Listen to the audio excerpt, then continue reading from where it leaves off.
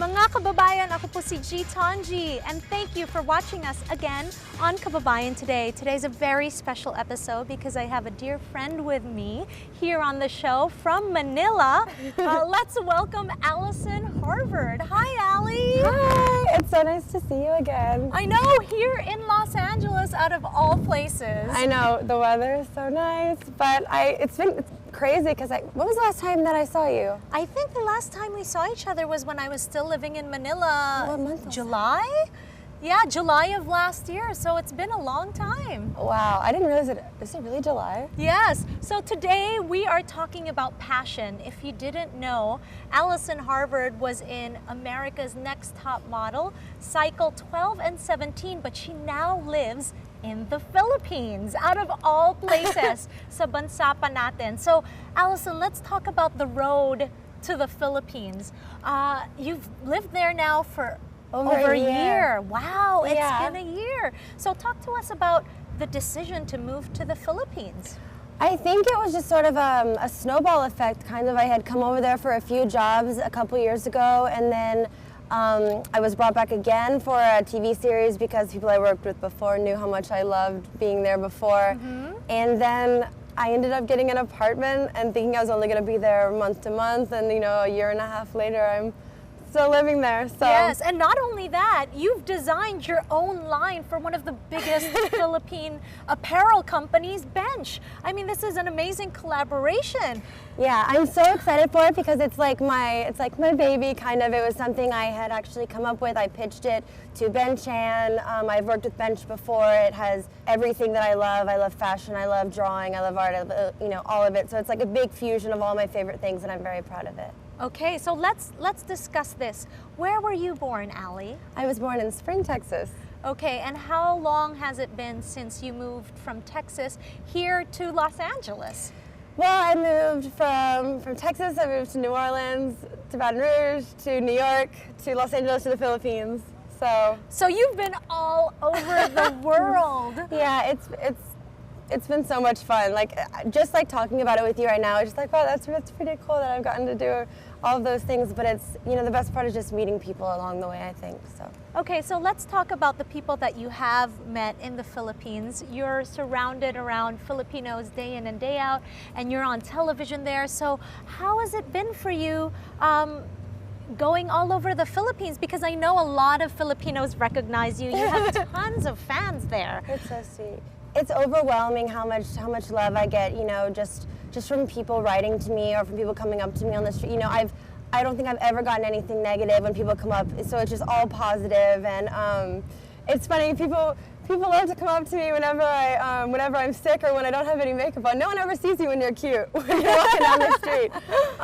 But it's just been really, really great. The response has been super warm, so I'm excited to continue living there. In over a year, you've done so much. Let's talk about the highlights of your career so far in the Philippines. What was the first job that you were doing when you got there?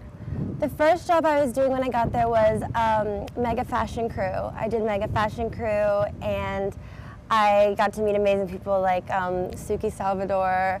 I got to work with all the amazing crews on that show, and it was so much fun, and I just kind of got thrown into it, and so it was it felt like a family. Yeah, so to the people that don't know, what kind of show was it? Mega Fashion Crew was basically all about taking a collective of crews in the fashion industry, which consists of a model, a photographer, a stylist, makeup artist, hairstylist, and they compete together, so they're also eliminated together. And ultimately, you got to watch them from start to finish create these amazing editorials, and you got to watch them grow and stumble along the way. But then at the end of the show, they had this amazing product they didn't have, a few hours back. Right. So it was so fun to watch that and to watch them also grow and get better, all the way till the end. Okay, so you were really able to see the talent of the Filipino in terms of, in the magazine industry. For sure. What can you say about the talented Filipinos that you got to meet personally? One thing that I will say, especially from working on Mega Fashion Crew, was that, and I'm not trying to throw it in overgeneralization about American reality television, but one thing about the Filipino reality show that I was on was everyone was so supportive of each other, even though they were competing. So Is that not always the case here in America? well, I feel like sometimes in certain reality shows, you know, they don't have your best interests at heart, I think. They want to make more of like great TV, or they want to have a lot of drama. And you know, I'm not gonna, you know, You're not a drama kind of girl. I'm not a drama kind of girl. I'm not gonna also, you know, put that down either, because it is its whole other monster, you know. But it is also so nice to see a show that truly wants to have their talent succeed, and then post-show they assist in helping them get amazing real-world jobs after too. So you've been so blessed in that aspect to Totally. be able to work with the best of the people in the fashion industry in the Philippines. Talk to me about some of the people that you've worked with and how that experience was like. You know, everyone that I've also worked with in Manila has been so gracious and so kind, and it's just been really great, especially our friend Al Mauricio. Yes. And her husband Mao. I've worked with him. He's a photographer, and she's just a genius. Right. So. It's so nice to be able to collaborate with other people that have lived elsewhere in the Philippines. And I got to meet Ali actually from a common friend of ours, Al Mauricio, who used to be a makeup artist. But the first time I met you was when you were doing that show when I was with Mike, and you were doing the theater. Yes. Yeah. And Ali was able to see one of my theater productions in the Philippines. That was so cool. That was a while ago, too. That was like probably within the first 10 days I got there. I think. Yeah, it was either in October or early November. That's right. Yeah. That's right. So, so much has happened in your career.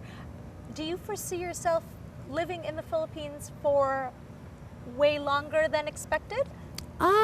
I feel like the more I try to make plans for myself, the more I end up completely doing the opposite of what I sort of had on schedule for me. But I love living there for now. I also love splitting my time between there and LA. It's fun. It's fun to go back and forth, especially when it comes to work.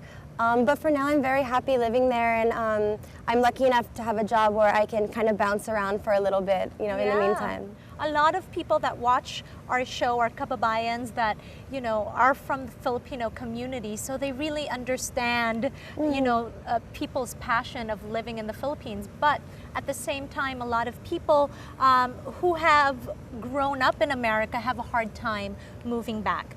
What would you say to people that are curious about trying to see if they could live in the Philippines? What can you tell them?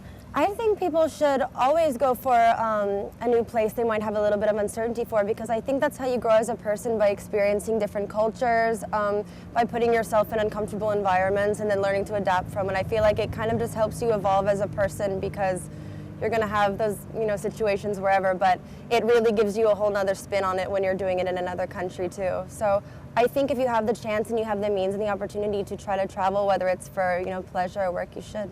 Okay, so what was the thing that you discovered about yourself living in the Philippines?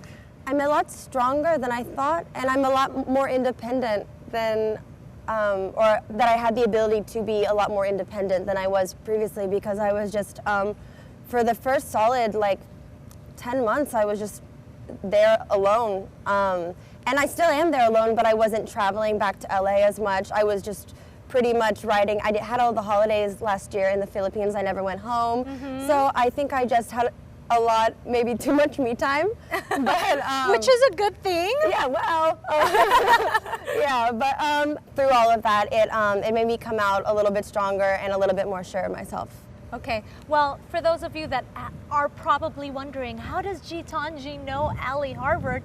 We had the amazing opportunity of working on a dance show together, which was really fun. So that was really interesting. I was a qualified judge, and I don't know what I was doing there. No, the insights that you put, especially for the contestants, fashion-wise, I mean, you would always hit it on point. You know what I mean? Yeah, no, it was so much fun, and it was something totally different from anything else I had done, and it was really fun that, you know, I got to do it with you, and we could like joke about some things on the side, and you know, we all know that also television is rushing to wait, so all of our time in the dressing room, thank God you were there.